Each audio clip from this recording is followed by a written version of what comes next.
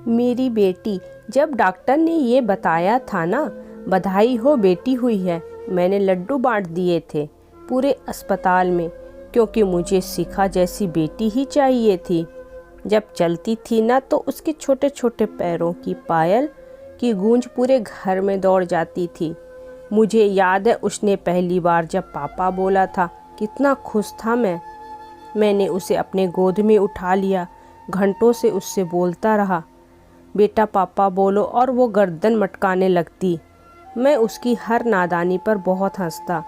जब वो 5वीं में थी, उसने पापा के ऊपर निबंध लिखा।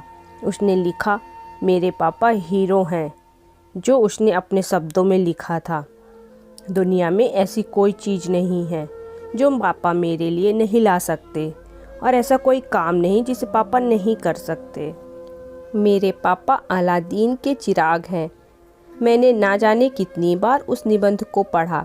जब भी मैं उसे पढ़ता तो मुझे एक सफल पिता की झलक उसमें दिखती। अपनी माँ की चुन्नी ओढ़कर अक्सर मुझे खाना बनाकर खिलाती। धीरे धीरे मेरी प्लास्टिक की गुड़िया दादी अम्मा बन गई। मैं उसमें अपनी माँ की छवि देखता। हर बात पर मुझे डांटना, पापा आप ऐसा क्यों करते हो, पापा आप ऐसा क्यों नहीं करते, इतने सवाल। उसके हर सवाल को मजाक में उड़ा दिया करता। जब कभी सफाई करती पोछा लगाती है, मैं उसकी पोंछ के अंदर अगर चप्पल पहनकर आ जाता तो मानो मेरी माँ ही मुझे डांट रही हो। गुस्से में, पापा मैंने पोछा लगाया है, मैं बोल देता, बेटा मुझे नज़र नहीं आया था, पापा आप रोज़ ऐसे ही करते हो। अच्छा अब नहीं करूँगा, मैंने उससे कहा था। तुम आर्ट ले लो कॉलेज में, उसने कहा नहीं, मुझे साइंस पढ़नी है। साइंस की सुविधा हमारे शहर में नहीं थी, दूसरे शहर मैंने उसे पढ़ने के लिए भेजा। सचमुच जिस दिन वो जा रही थी ना, मैं रोया था। शिखा ने मुझे समझाया, अभी तो बेटी कॉलेज जा रही है, आप अभी से इतना रो रहे हैं, जिस दिन ससुराल जाएगी उस दिन कितना रोएंगे। अब कॉलेज भी पूरा हुआ। तलाश एक अच्छे लड़के की जो मेरी बेटी को मेरी तरह खुश रख सके। उसके लिए मैं कोई भी कीमत देने के लिए तैयार था। अच्छे से अच्छा घर, अच्छे से अच्छा परिवार मैं उसके लिए देखना चाहता था। मैंने एक आलीशान घर में उसका रिश्ता तय किया, जहाँ किसी चीज़ की कोई कमी नहीं थी। मुझे लगा कि मेरी बिटिया खुश से रहेगी। क्या हुआ जो मैं अपनी सारी एफडी तुड़वा दूंगा?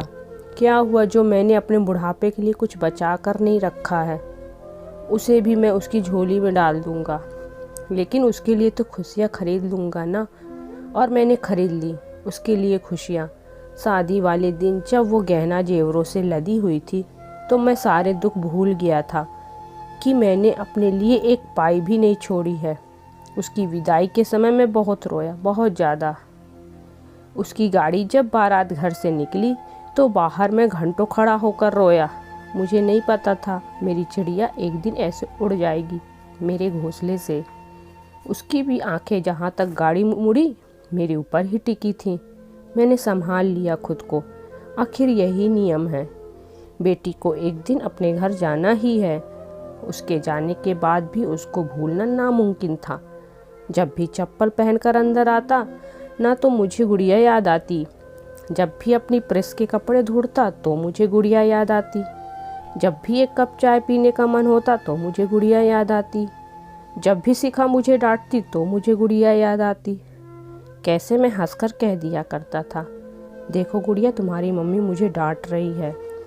जब भी मैं कुछ भारी सामान बाजार से लेकर आता तो मुझे गुड़िया याद आती। कैसे वो गेट पर आते ही मेरा सामान मेरे हाथ से ले लिया करती। जब भी बाजार में रखे हुए अंगूर देखता तो मुझे गुड़िया याद आती, क्योंकि उसे अंगूर बहुत पसंद थे। फिर अपने आप को समझाता, पागल हो गया है क्या रामेश्वर? तूने अपनी जीवन भर की कमाई क्या इसीलिए खर्च की कि तेरी बेटी अंगूर के लिए तरसे? उसे किस बात की कमी? हर मौके पर मुझे उसकी याद आती। शायद वो भी मुझे इतना ही याद करती होगी। हाँ, दिखाती नहीं है, पर जब घर आती तो मैं छुपकर उसे संतुष्टि से 5-10 मिनट पहले देखता था। उसका चेहरा पड़ता, वो खुश तो है ना? उसकी मुस्कुराहट के जैसे उसकी यादों को भुला देना चाहता था।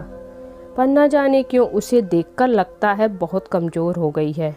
कई बार मैंने उससे पूछा अपने पास प्यार से बिठाकर, बेटा कुछ कमज़ोर लग रही हो, तो उसने बनावटी हंसी हंसते हुए कहा, पापा ये तो फैशन है, जो जितना पतला होगा उतना ही ज़्यादा सुंदर दिखेगा। और कमज़ोर और उदास और गंभीर वो दिन पर दिन होती चली गई और फैशन का मुखौटा पहना कितनी आसानी से उसने मुझे पागल बना दिया। मैं कैसे नहीं देख पाया उसके दर्द को। आज मेरी गुड़िया मेरे सामने वाले कमरे में ज़िंदगी और मौत के बीच जूझ रही है। उसने अपने बाप से पैसा मांगने की बजाय खुद को फांसी लगाना ज़्यादा बेहतर समझा। यहाँ तक कि अपने करीबी दोस्त को भी मना कर दिया। उसके पापा तक ये बात ना पहुँचे कि ससुराल में वो कैसे रहती है। क्यों नहीं आई वो मेरे पास, वो जो हर चीज़ के लिए मेरे पास आती थी। उसने क्यों नहीं कहा, पापा मुझे इस नर्क से निकाल लो। मैं उसे कभी नहीं रहने देता वहाँ, चाहे मैं खुद बिक जाता, पर मैं उसे वहाँ से निकाल लेता। क्या करूँगा मैं उसके लिए अब लड़कर, जब वो नहीं रहेगी। मैं हर बड़ी से बड़ी लड़ाई लड़ता उसके लिए। उसने क्यों नहीं समझा मुझे इस लायक। पुलिस के फ़ोन से पहले काश उसका फ़ोन आया होता। पापा अब मैं इस घुटन में नहीं जी सकती। तो मैं उससे समझाता, बेटा मैं हूँ ना, जब तक मैं हूँ तब तक इस दुनिया में कोई ऐसा दुख नहीं है जो तुम्हें छू सके। वो क्यों भूल गई कि उसके पापा अलादीन के चिराग हैं। दोस्तों पोस्ट पसंद आए तो लाइक और सब्सक्राइब ज़रूर करें। धन्यवाद।